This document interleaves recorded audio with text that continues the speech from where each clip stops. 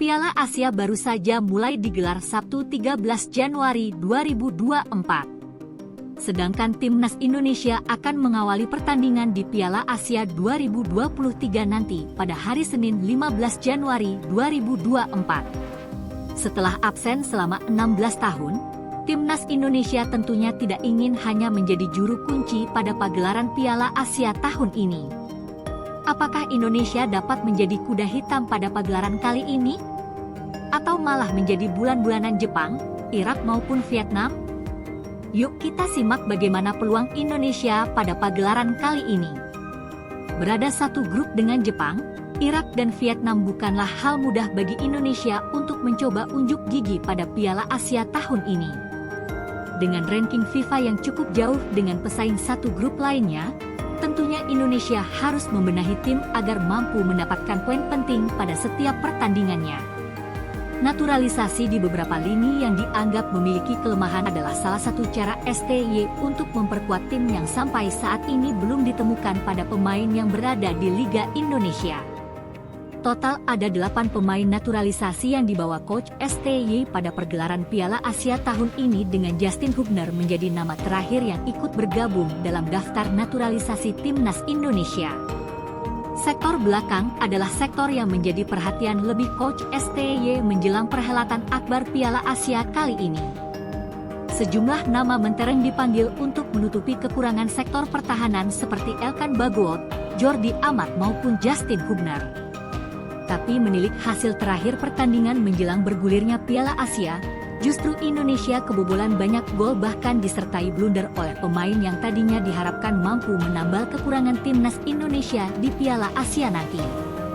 Walaupun begitu, Coach STY tetap memuji permainan dan fisik pemainnya karena dia berujar bahwa pertandingan tersebut adalah cara untuk menentukan komposisi tim inti pada pertandingan perdana timnas Indonesia nanti, jadi formasinya masih berubah-ubah.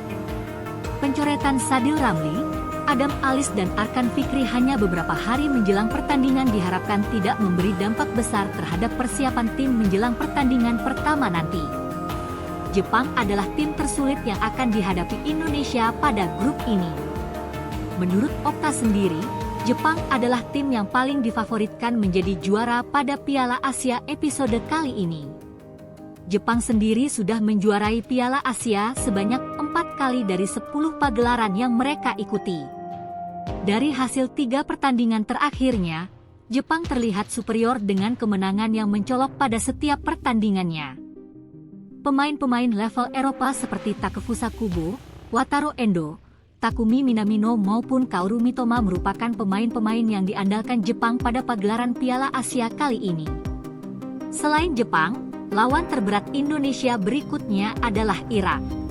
Masih membekas kekalahan yang diderita Indonesia dengan skor telak 5-1 pada 16 November lalu dalam perhelatan kualifikasi Piala Dunia 2026. Mayoritas pemain Irak bermain di Liga Top Asia, hanya beberapa yang bermain di Liga Eropa seperti Hussein Ali di Heerenveen, Youssef Amin di Eintracht maupun Zidan Iqbal di Utrecht. Hal ini menandakan bahwa kedalaman skuad Irak masih di atas para pemain timnas Indonesia pada perhelatan Piala Asia kali ini. Tidak terkalahkan adalah harapan Indonesia ketika berhadapan dengan Irak untuk coba mencuri poin dalam grup ini. Peserta terakhir yang menjadi lawan Indonesia di grup ini adalah Vietnam, di mana Vietnam adalah salah satu musuh bebuyutan Indonesia dalam berbagai kompetisi di Asia Tenggara. Hal ini ditandai dengan permainan keras yang selalu terlihat ketika Indonesia menghadapi Vietnam di setiap pertandingannya. Hampir sebagian besar pemain Vietnam bermain di Liga Vietnam, dan ini adalah lawan yang paling memungkinkan Indonesia untuk meraih poin penuh demi menjaga asa tetap lanjut dari grup Piala Asia edisi kali ini.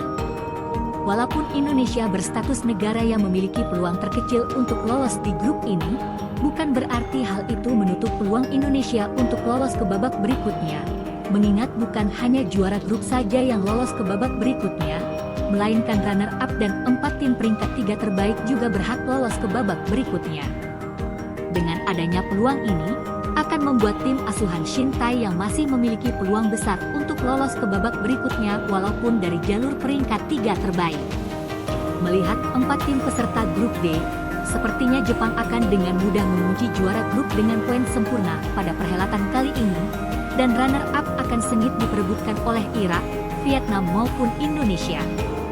Jika Indonesia mampu mengimbangi Irak pada pertandingan pertama grup D, hal ini akan membuka peluang Indonesia melaju ke babak berikutnya, bahkan memungkinkan untuk mengunci peringkat kedua pada perhelatan Piala Asia kali ini dengan catatan Indonesia meraih poin penuh ketika menghadapi Vietnam. Apabila Indonesia dapat bermain disiplin dan mampu mengeluarkan kekuatan terbaiknya, bukan tidak mungkin Indonesia dapat unjuk gigi pada perhelatan Piala Asia kali ini. Kita doakan saja ya, timnas kita dapat pulang dengan memberikan hasil terbaik yang bisa menjadi kebanggaan seluruh masyarakat Indonesia. Bagaimana tanggapan kalian melihat peluang Indonesia pada Piala Asia kali ini? Jangan lupa tulis di kolom komentar ya. Jangan lupa like, share dan subscribe-nya agar kalian tidak ketinggalan info terbaru di channel ini. Terima kasih.